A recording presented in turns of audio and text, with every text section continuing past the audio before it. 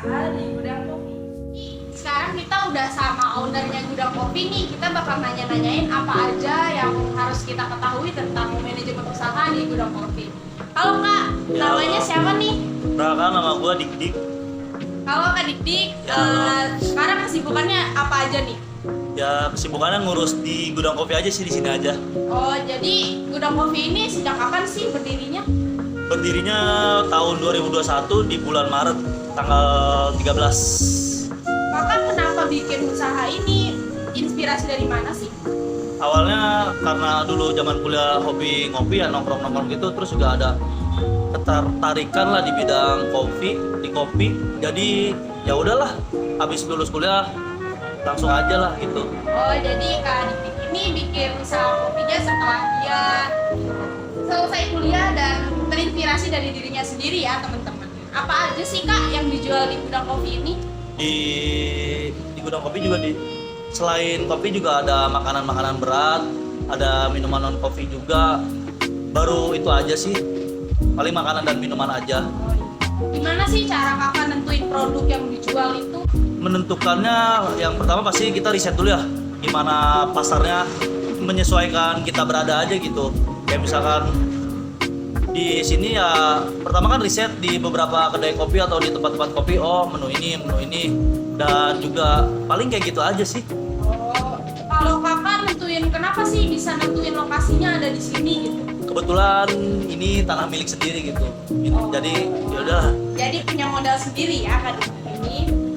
Kalau yang bertanggung jawab di sini ada yang di bawah Kakak atau Kakak sendiri yang tanggung jawab? Kebetulan dari segi semua masih ngurus sendiri.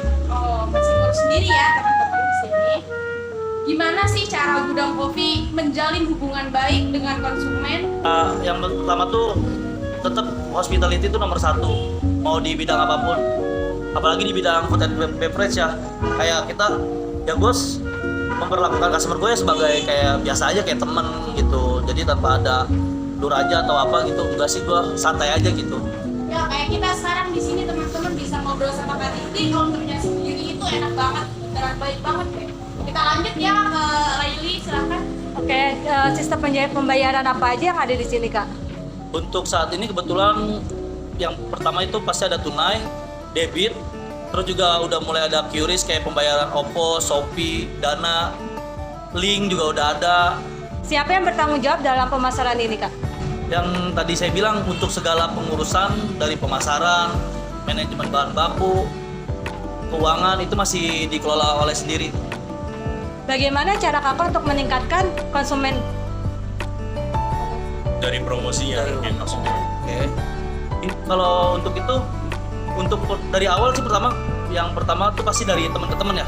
Kemudian kan sadar akan dengan teknologi yang udah canggih gitu. Mulai kayak ada Instagram, ada TikTok. Mungkin di awal dari promosi dari Instagram, TikTok, minta bantu share temen, gitu sih paling. Oke, kita lanjut pertanyaan ke Rio. Gimana sih cara kakak ini untuk ningkatin semangat kerja para karyawannya gitu? Apakah ada reward atau apa kalau mencapai target penjualan? Paling ya itu kayak reward saja, kayak misalkan yuk kita makan gitu. Kayak misalkan kalau lagi rame, yuk nih makan yuk gitu, biar nambahin semangat aja. Saling support juga. Misalnya kalau ada pegawai yang resign itu kakak gimana tuh? Apa untuk pegawai selanjutnya itu ada kualifikasi tertentu atau gimana gitu untuk jadi bagian keluarga dari Gudang Kopi ini? Buat gua kalau misalkan ada yang desain, kalau emang dia ditanya dulu pasti dia keluar kenapa. Alasannya pasti yang ditanya. Kalau emang alasannya yang mengharuskan dia untuk keluar ya silakan gitu, nggak pernah ada nahan gitu. Tapi yang kalau misalkan alasannya masih kayak kenapa nih itu pasti dicari tahu dulu, ada reska atau apa. Nah kalau emang mengharuskan benar-benar resign ya udah resign. Dan kalau untuk kualifikasi SDM tuh gua intinya sih dia rajin, jujur itu udah pasti. Kalau untuk kayak punya basic atau enggak gampang lah gitu, masih bisa di training. Udah mungkin segitu aja. Dilanjut oleh Caca. Apa aja sih media promosi yang digunakan? Untuk saat ini masih dalam tahap di Instagram aja sih, sama mau mulai di TikTok. Oh, oke. Apa target pasar Gudang Kopi? Dari awal sebenarnya kita nggak menargetkan Berapa harus ini enggak sih. Siapa aja boleh minum Siapa kopi aja kalau boleh, bebas. ya. Karena siapapun bisa minum kopi, tapi kalau misalnya dari lihat range harga masih menengah ke bawah. Ya mahasiswa yang di sekeliling-keliling sinilah. Terus pemasaran apa yang dilakukan? Pemasaran apa? Iya.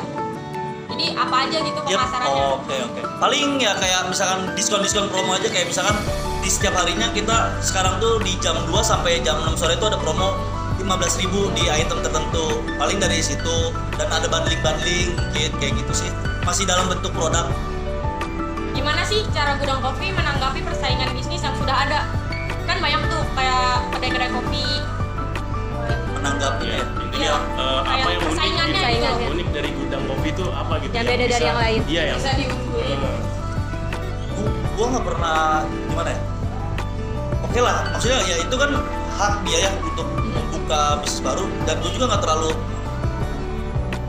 terlalu mikirin dia gitu, tapi lebih ke mikirin guanya gimana. Ya udah, ya gimana caranya tetap kayak misalkan ada update menu kah, ada promo-promo menarik kah, paling yang dilakuin cuma sebatas itu aja sih.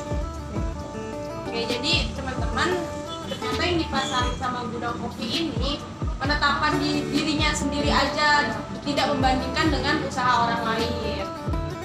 Itu aja ya teman-teman. Terima kasih udah menonton video kita. Sekian dari kita.